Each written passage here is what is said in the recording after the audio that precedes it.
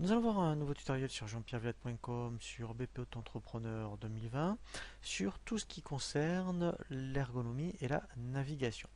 Donc, une fois que vous avez créé votre dossier, systématiquement, lorsque vous allez ouvrir votre dossier, vous allez avoir cet écran de démarrage qu'on appelle un Open Guide qui recense les principales fonctionnalités du dossier comme la création des clients, les articles, les documents de vente pour faire les devis et les factures, les règlements clients et ensuite ici vous analysez votre activité commerciale.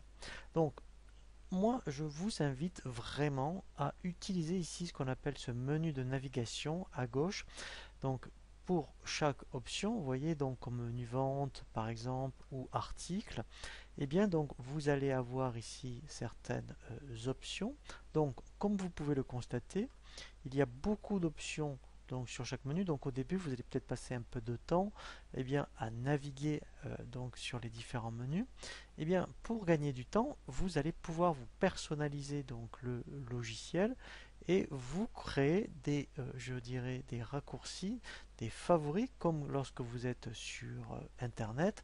Et donc ici, par exemple, si systématiquement vous voulez donc faire des devis, au lieu d'aller dans le menu vente, donc ici vous faites une fois ajouter aux favoris et ici vous allez vous stocker les principales options donc qui vous intéressent et vous irez systématiquement plutôt dans le menu favoris que sur donc les différents menus proposés.